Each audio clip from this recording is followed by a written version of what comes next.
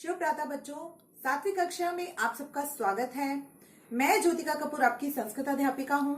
बच्चों, आज की कक्षा में हम ना उपपद विभक्ति के कुछ नियम सीखेंगे। ये हम पहले कर चुके हैं, तो आज हम उनकी दोहराई करेंगे। किस प्रकार कौन से शब्द लगे हों तब हमें कौन सी भक्ति लगानी है, ये हम आज सीखेंगे। तो चलिए शुरू करते हैं। अशुद्धि प्रकरणम। अशुद्धि प्रकरणम का अर्थ होता है अशुद्ध शब्दों को शुद्ध करके लिखना, यानी हमें अशुद्धि निकालनी है। तो बेटा एक तरफ दे रखे हैं अशुद्ध वाक्य, दूसरी तरफ दे रखे हैं शुद्ध वाक्य। इनमें से ये वाक्य ऐसे हैं जिसमें कुछ ना कुछ त्रुटि है, कुछ गलती है, उसे सही करके हमें शुद्ध वाक्यों करके लिखने होंगे। तो आपको बेटा परीक्षा में भी ऐसे आता है कि आपके अशुद्ध वाक्य हैं, आपको उसको परिवर्तित कीजिए शुद्ध वाक्यों में। पहला वाक्य देखिए यहाँ, सह ग्रामे प्रति गच्छति। ये रेखांकित किए हुए शब्द ना, इनमें कोई ना कोई त्रुटि है, तो इसलिए रेखांकित किए गए हैं शब्द। ठीक है, तो आपने करना क्या है कि जब भी प्रति शब्द आए ना, आपको ये याद रखना है कि जब भी प्रति शब्द आए उससे पहले वाले शब्द में सदैव द्वितीय विभक्ति लगती है। तो हमने यहाँ पर सही शुद्ध करके लिखा है वाक्य को, सह ग्रामम प्रति गच्छति। वह गांव की ओर जाता है। ठीक है, तो वह गांव की ओर जाता है। तो ये शब्द जो है शुद्ध करके लिखा, क्योंकि प्रति के साथ सदैव उससे पहले वाले शब्द में द्वितीय भक्ति आती है। वह गांव की ओर जाता है। आइए दूसरे वाक्य पर, सह जनकस्य सह भ्रमति। वह पिता के साथ घूमता है। बच्चों यहाँ षष्ठी भक्ति लगी है, लेकिन सह शब्द जहां पर भी दिया हो ना, सह के साथ सदैव तृतीय भक्ति लगती है। चाहे वो किसी भी लिंग में शब्द दे रखा हो, चाहे वो पुल्लिंग में दे रखा हो, स्त्रीलिंग में दे रखा हो, या नपुंसकलिंग शब्द में दे रखा हो, आपने सह के साथ सदैव तृतीय भक्ति का ही प्रयोग करना है, ये आपको याद रखना है। ठीक है, तो इसको शुद्ध करके हम कैसे लिखेंगे, देखिए, सह जनकेन सह भ्रमति। वह पिता के साथ घूमता है। भ्रम धातु है जिसका अर्थ होता है घूमना, तो वह पिता के साथ घूमता है। और सह का अर्थ क्या था, वह लड़का। आइए तीसरे वाक्य पर, देवम नमः।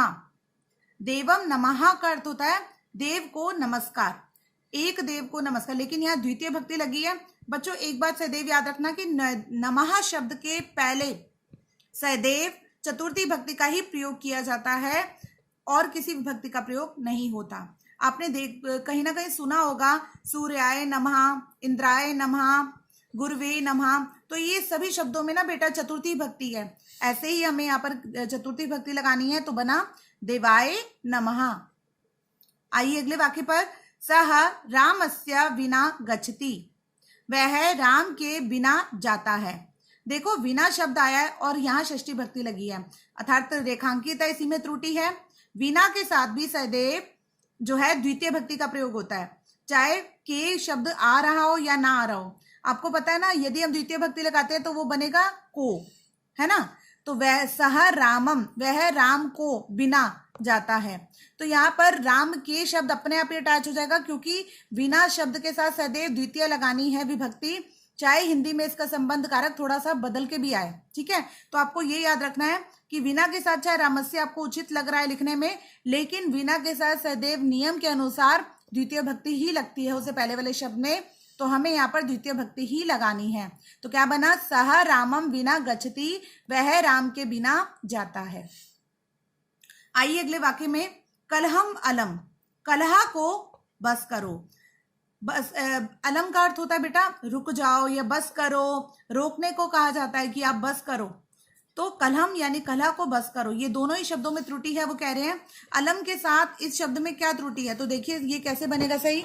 आपको ये बात याद रखनी होगी, ये नियम है कि अलम के साथ इससे आगे वाले शब्द में जो भक्ति लगती है वो सदैव तृतीय भक्ति आती है। तो यहाँ पर इन्होंने द्वितीय भक्ति लगा रखी है, जो कि गलत है। तो यहाँ पर हम इसको उचित करके लिखेंगे, कलहेन अलम, अर्थात कलह को बस करो। तो यहाँ आपने क्या जाना कि कुछ एक विशेष नियम है, यहाँ पर शब्दों के साथ कुछ ही विभक्तियों का प्रयोग होता है। तो एक बार फिर दोबारा इसकी दोहराई करते हैं। प्रति के साथ सदैव ग्रामम, सह के द्वितीय भक्ति, सह के साथ सदैव तृतीय भक्ति, नमः के साथ सदैव चतुर्थी भक्ति, विना के साथ हमेशा द्वितीय भक्ति, और अलम के साथ सदैव तृतीय भक्ति का ही प्रयोग होता है। आपको मैं विभक्ति का प्रकरण पीछे पढ़वा चुकी हूँ बेटा, लेकिन ये कुछ ऐसे शब्द हैं जिनको शब्दों को देखकर ही हमें सदैव इन्हीं विभक्तियों को नियमों के अनुसार पालन करना होता है। तो मैं आशा करती हूँ आपको ये जो आज का अशुद्धि प्रकरण है वो अच्छे से समझ आया होगा। आपका गृह कार्य केवल इतना है कि आपने ये अशुद्ध वाक्य और शुद्ध वाक्यों को अपनी कार्यपुस्तिका में पूर्ण करना है। यदि इससे संबंधित कोई भी आपको परेशानी आ रही हो या कुछ समझ नहीं आ रहा हो, तब आप मुझे कमेंट बॉक्स में लिख सकते हैं। आज के लिए इतना ही। धन्यवाद।